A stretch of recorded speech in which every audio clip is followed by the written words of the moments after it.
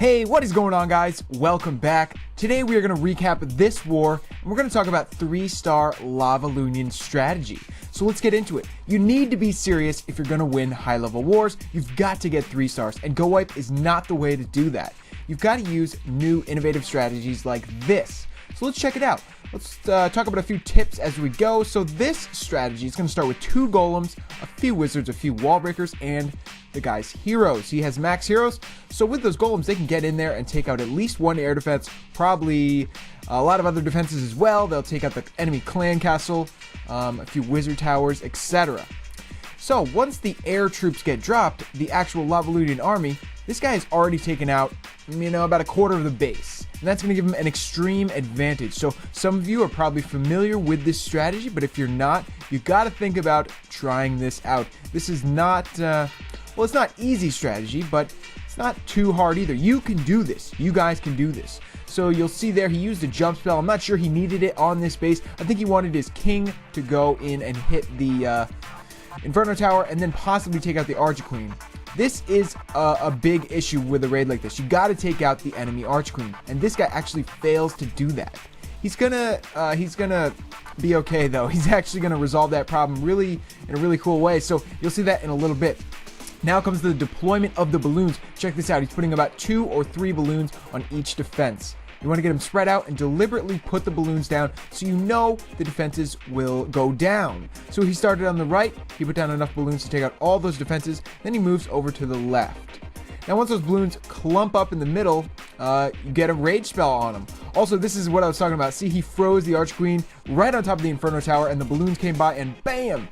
Smoked her. That was a really good save. What could have been pretty bad. Balloons, they can't do anything to an Archqueen unless they sort of drop their bombs on her, Otherwise, she'll just run around taking them out like crazy. So you got to take out the Archqueen if you can.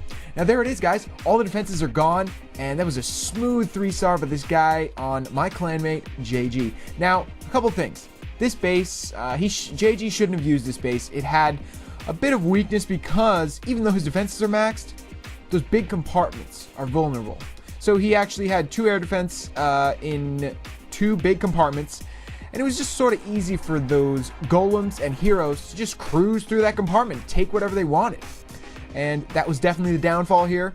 So, max base, really awesome walls, goes down to a 3-star from a LavaLoon army, and that's what it's all about, guys. This is a pretty typical loadout that you'll see. 2 golems, a couple wizards, about 20 balloons, and 3 lava hounds. So remember that. You can also use less golems. Some people use 1 golem or even no golems. And we'll talk about that in the next raid as well. There's a lot of different variations of this strategy, and they have a lot of different names. For the purposes of my video right now, we're just going to call it all LavaLoon. So let's check out one that my clanmate did. Looks like Skip got a 3-star right here. Let's check this out.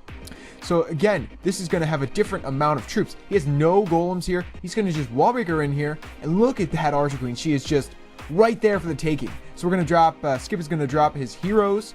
Barb King's going to kind of be the tank here, and the Archqueen is going to do the damage. She's going to take out the enemy Archqueen really easy. Come on.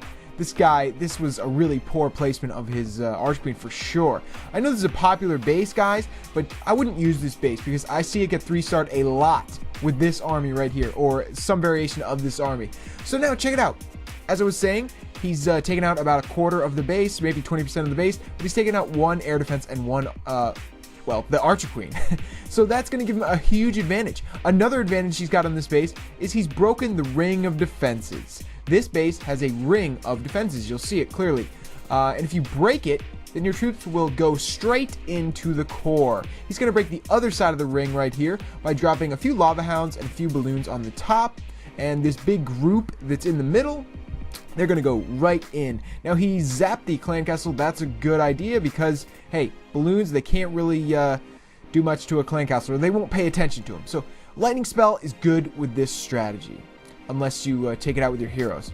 So here we go. As I was saying, a bunch of balloons got into the core, and some balloons are on the top where he put those, I think it was about 7 or 8 balloons up top to break the chain. The rest of them are in the core, and it looks like they're doing great right now.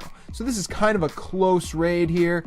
You can kind of see the strength is winding down. He has a bunch of defenses to get through, but he could do it. It's all a matter of cleanup at this point. If he can take out the rest of these defenses. At this point in the raid, it's good to have some leftover troops, especially balloons. If he had had one balloon, he could have dropped it on that wizard tower and really ensured that he took it out. I mean, look at that wizard tower. It can take out balloons really easily. Wizard towers are some of the most deadly to balloons. And, of course, air defenses. But there we go, guys.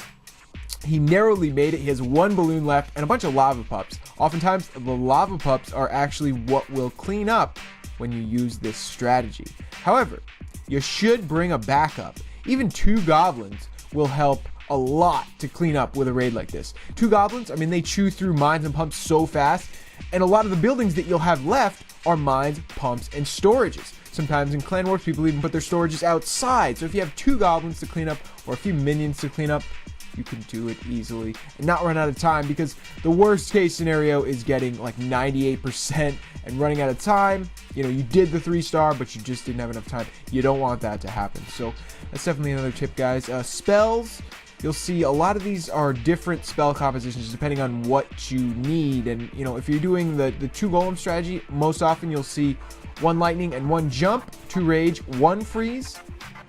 But if you can't take out one of the infernos with your heroes and golems, you're gonna need 2 freeze. So we'll talk about that more in a few more videos we're gonna do this week. We're gonna do a few videos and examples of this strategy, because this is really what you guys need to be using. So let's see here. We got Super Joseph. He's going in here for the 3-star on this base. He's going to put his 2 golems down with his Arch Queen, and then wizards on the side. Those wizards on the side are intended to take out distractions.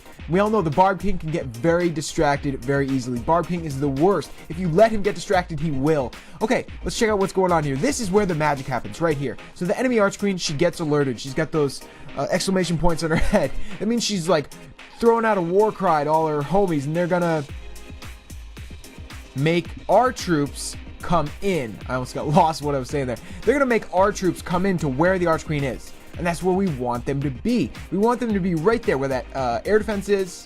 And then hopefully take out an Expo, maybe an Inferno even.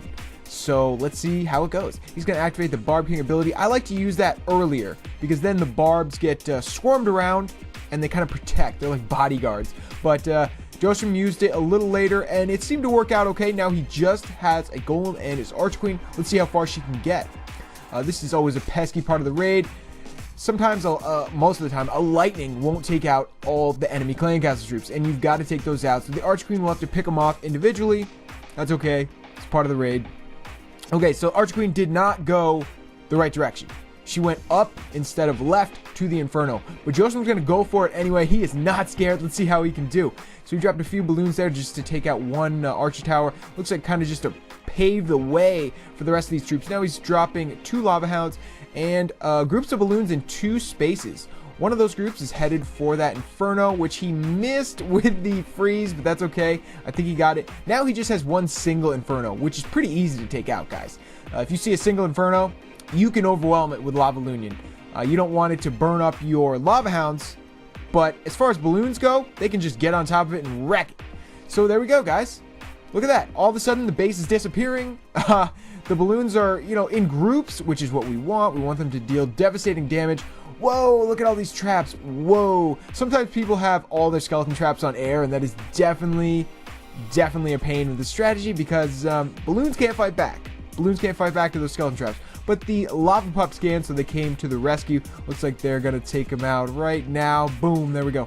So, oh, the last defense. The balloon went over to the last defense, but did not take it out because of a lingering black air mine. Bummer. Now he's just got lava pups, which, as previously stated, as I said, you know, sometimes this will cause you to run out of time. Imagine if Josham only had 3 lava pups here. He wouldn't be able to do it.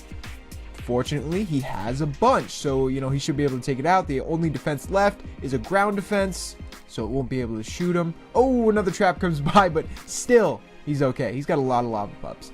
But yeah, guys, you want to have, as I said, I would say at least 2 goblins or, you know, 2 minions for cleanup. It's a good backup to have a few cleanup troops just in case that happens and you don't have enough lava pups to clean up the base. Because what good is a 3-star or what good is it to destroy every defense on the base if you don't 3-star the base and you get like 98%? You don't want to do that. Your clanmates will be psyched for you, but they'll also be mad at you. I've definitely done that. So guys, that is it for this video. As I said, we're going to do a lot of these this week. I'm really going to talk about this strategy, show different ways of using it, because there is quite a few, and it's really where it's at right now. It's how I've been getting all my 3 stars in war. And in Townhall 10 wars, you got to get 3 stars. You just can't win with all 2 stars anymore. Just not the case. So guys, really, if you haven't tried this yet, go out on a limb and try something new. I'm going to be dropping lots of videos this week on tips and tricks and walkthroughs on how to do this, so tune in for those then. Alright guys, I'll see you next time. Peace!